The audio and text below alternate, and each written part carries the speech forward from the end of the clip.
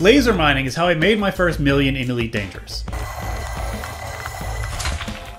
And my first 10 million. And my first 100 million.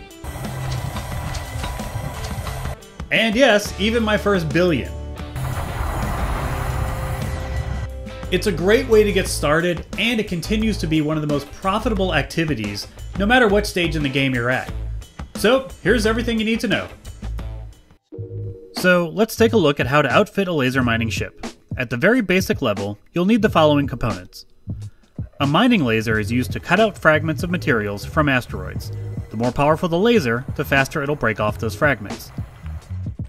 Prospector limpets attach to asteroids and analyze the mineral content so that you'll know which asteroids have the materials you're after. They also have the side benefit of increasing the number of fragments you get out of that asteroid. Collector limpets will go out and grab those fragments and bring them back to your ship. Otherwise, you'd need to manually scoop them up with your cargo scoop, which, while not impossible, is an order of magnitude slower and definitely more difficult than just using limpets. A refinery takes those collected fragments and converts them into sellable quantities of the materials that then go in your cargo hold. And speaking of which, you'll need cargo space to store all the materials you gather and transport them to wherever you're selling them. And lastly, you'll need a detailed surface scanner to find the hotspots and planetary rings for the materials you're looking for. So, with those things in mind, to show how cheap and easy it is to get started with mining, I'll use a ship that will cost less than 100k and has everything you need and nothing you don't, the Adder. Now, if your finances are already way past that, no worries. I'll have plenty of bigger, way more expensive examples in just a bit. But let's see what we can do with a beginner build. The total cost of this build will be less than 1,000,000 credits, and with the right buyer, you'll be able to make 6 times that on your first mining trip. So let's build our ship. First, of course, is the mining laser. That much is obvious. Next, under the core modules, the only thing I've upgraded here is the frameshift drive. That'll give us a little extra range to get to a good mining location, and then to a station with the best possible selling price for the cargo. With this B-rated drive, we'll have about an 80 light-year range, which should suffice. Next, as you can see, to make the most out of each mining trip, I've filled our top 3 optional internal modules with cargo racks, giving us 20 tons of space to store our cargo. There's a few trade-offs with that I'll get to in a moment. Next up is our refinery. I went with a B-rated refinery over, say, a C or a D, because the 5 bins you get with the B-rated are effectively extra cargo spots after you've filled up your cargo hold. So, along with the 20 tons of cargo rack space, that gives us an effective cargo capacity of 25 tons. Next up is the collector limpet controller. I went with a C-rated here, but you can go higher if you'd like higher limpet range or lifetime. And now we come to our prospector limpet controller, and one of the cardinal rules of laser mining. Always use an A-rated prospector controller. Why? Well, when you start mining an asteroid, the game will randomly pick the number of fragments that asteroid will produce before it's depleted. The rating of the prospector limpet controller will then determine a multiplier for that number as follows. So, for example, if a given asteroid would produce 10 fragments, then using an A-rated prospector would increase that number to 35. Given the small price difference between ratings of prospector controllers, it's a no-brainer to always go with an A-rated controller. And lastly, you'll need a detailed surface scanner to show you where the hotspots are. It's one of the pricier components in this list, but it's well worth it to make your mining trip as efficient as possible. Now, a few last notes here. If you do want to swap out cargo space, here are some modifications you can make. You'll notice that this build has no shields, so just be careful flying and avoid pirates. More on pirates in a bit. You can also add some weapons in your remaining hardpoint slots, but with 2 small hardpoints, don't expect to be able to take down anything but the very lowliest of pirates. It's not really worth it.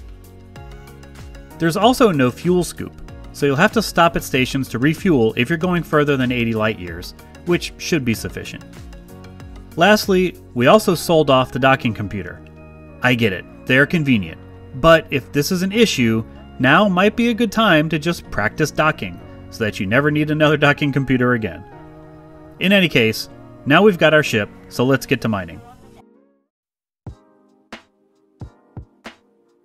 So we're going to be mining in planetary rings. To make the most out of your time mining, you want to mine in pristine systems that have metallic rings with hotspots for the minerals or metal that you're looking for. So what does that mean? Pristine systems will have the highest amount of material on average per asteroid. Metallic rings, as opposed to metal-rich or rocky rings, contain the highest percentage of metals such as gold, silver, and, what we're looking for, platinum. And hotspots are concentrated areas within a ring where high percentage asteroids are more likely to be found. My favorite tool online to plan mining trips is the Miners tool at ED Tools. The URL is below. So here you can put in the name of your system and the mineral you're looking for, and this will show you the closest hotspot overlaps along with the best place to sell that mineral for a really good price. Now notice I said hotspot overlaps. At one time, where 2 or more hotspots overlapped each other, there was a huge increase in the amount of the mineral in that overlapping area.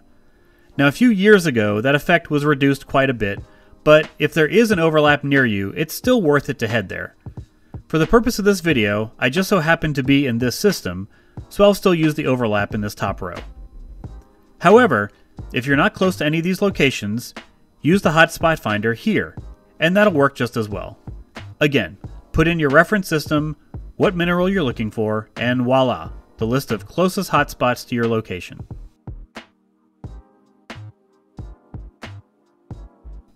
Alright, now that you know where to go, let's review the top 2 rules of mining. Number 1, don't forget your limpets.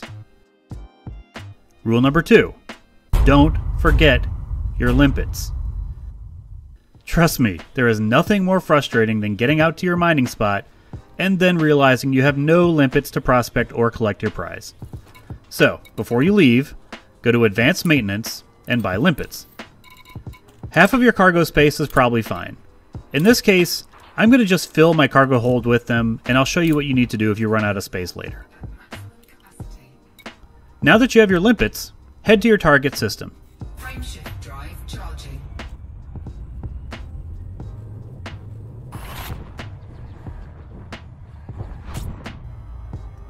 Now that you're here, let's look at how to find which ring to mine. In this case, we're looking for the 5A ring. The letter immediately before the word ring is telling you which ring of the planet to look in.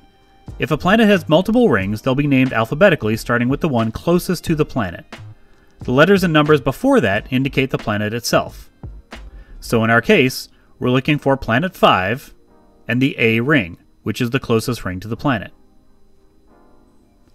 So, target that planet and head on over there.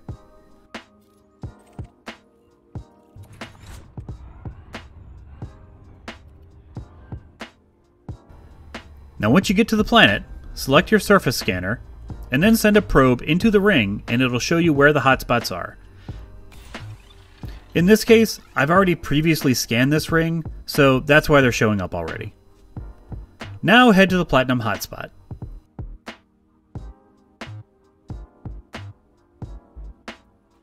In my case, I'm going to head to where the hotspots overlap, but if you're not using an overlap, just head to the center of the hotspot.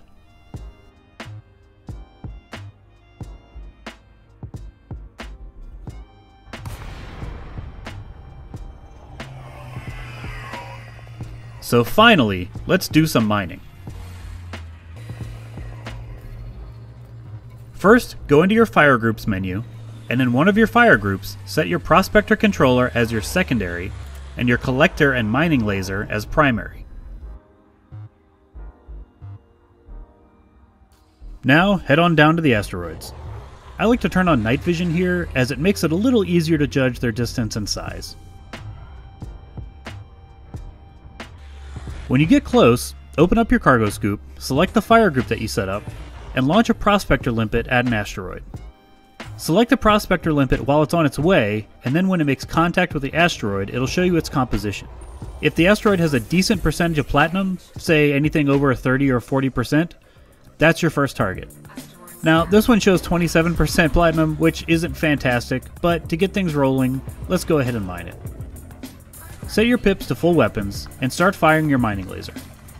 Now since we set the collector limpets as the same fire group, you'll also send out your collector limpet at the same time. As your mining laser breaks off fragments of the asteroid, your collector limpet will collect the fragments and bring them back to your ship. With this beginner ship, your laser will run out of power pretty quick and you'll need to let it recharge for a few seconds. But with only a single collector limpet, that's not that much of an issue. Later on, with a better power distributor and a higher capacity limpet controller, this will go much faster. But here, I'm just trying to show the bare minimum to start mining. Bigger, better examples are coming in just a bit.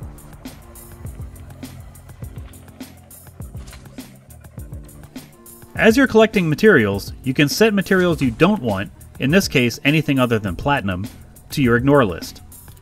That will tell your collector limpets to ignore those materials and only collect the platinum.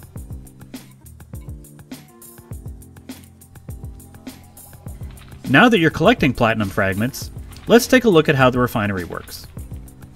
The refinery has a certain number of bins, each of which can hold one type of material. In this case, our refinery has 5 bins.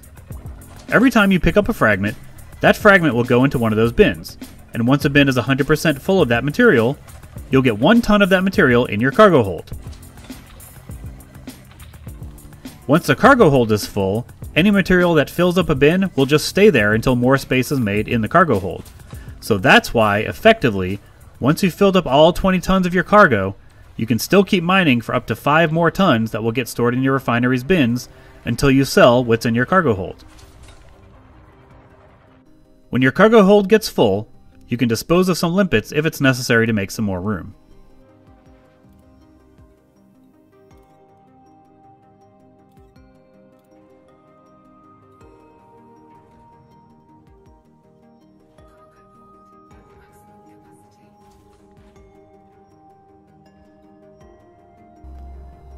Now, remember how I mentioned pirates?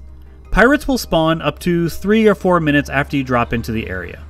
So before you mine anything valuable, wait for the pirates to spawn, Scan detected. and then when they scan you with an empty cargo hold, they'll grumble about it and then they'll go on their merry way.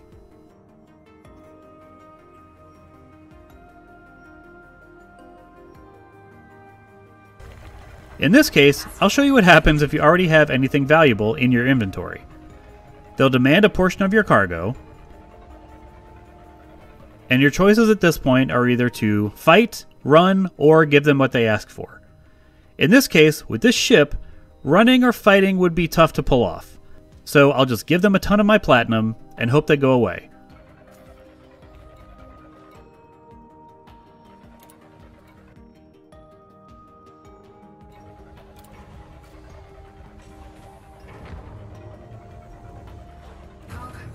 And they're happy. Done. So at this point, just keep prospecting new asteroids, gather the fragments, and refine the platinum until your cargo hold is full. Feel free to turn on your second monitor and put on Netflix, or subscribe to your favorite YouTube channel. Now eventually, when your cargo hold is full of platinum, and your 5 refinery bins are topped out, let's figure out where to sell it for the best price. For this, bring up Inara and go to the Data Commodities tab. Put it in your location, and that you want to sell platinum, and click Search. Now, here's a few things you want to look for. First, make sure that the station is within your jump range, unless you want to stop and refuel along the way. With this adder, that's about 80 light years, unless you've added a fuel scoop. Second, check the updated time for the price. That indicates how long ago someone playing Elite has reported that price at that location. If that's older than a few days or so, you may want to look elsewhere. And third, make sure the demand is greater than the quantity you're looking to sell. Otherwise, you likely won't get the price advertised here. And one more thing worth looking out for, which completely derailed the making of this video, stick around to the end to find out what that was. You'll also notice that around popular hotspots, there will often be fleet carriers hanging around that will offer decent but maybe not quite top prices as well. That could save you some travel time if you want to go that route.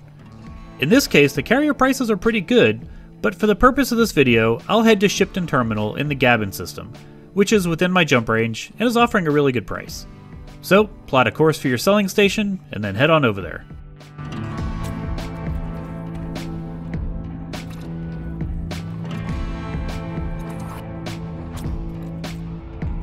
Once you get to the station, go ahead and dock, and then collect your profits.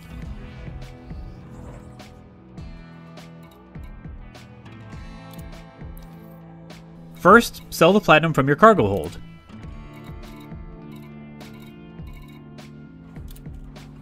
And that's 4.6 million right there.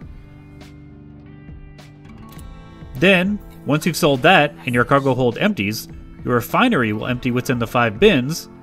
Sell that, bringing the total to about 5.7 million credits. That's not too bad for the first mining run in a ship that costs less than $1 million out the door. Alright, so now that we've covered the basics, when you get the cash for bigger ships, here are some of my picks for the best mining ships at each level. They also happen to be ones that I own. I'll show you the builds that I'm using, but keep in mind, these builds are by no means like the gold standard of mining builds. These are just the ships in my fleet that I kitted for mining over my playing time, but they've served their purpose very well for me. So first, when you've outgrown the Adder, the Cobra Mark III is a great step up at only 350k, which is pocket change after your first mining trip in the Adder. Deck it out with a couple of mining lasers, and if we look at the optional internals, you can see you'll get an upgrade in cargo space, and even more if you want to run shieldless, and add another Collector Limpet controller, which will cut your harvesting time in half. Next up is the Python, which at 56 million is a big step up in price, but after just a few runs in something like the Cobra, that isn't out of the question for very long. The Python is also probably the ship I spent the longest time in while mining. So you can see I added yet another mining laser to crank out more fragments, and even an abrasion blaster for the occasional surface deposit.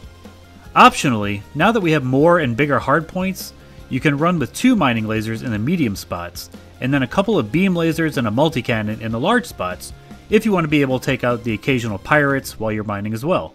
You can see I also started engineering some of the core internal pieces here, and I think this is actually the ship I started doing engineering with. Most notably, I went up to an A-rated power distributor with weapon-focused engineering to keep the mining lasers going. Now if I was doing it over again, I'd probably just go with charged enhance instead, but that's for another video. As for the optional slots, now we really get to have some serious cargo space.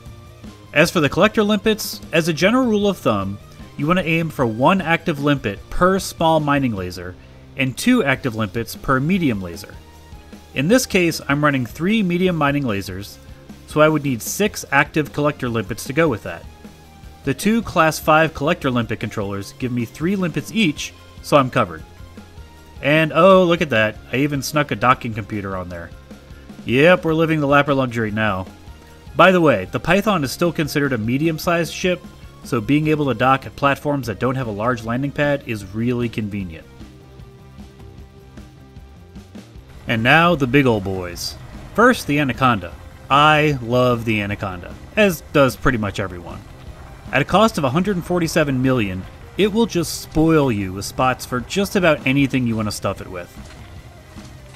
As for the build, I've got 3 mining lasers with some beams and multi-cannons, and even a frag cannon for some fun with pirates.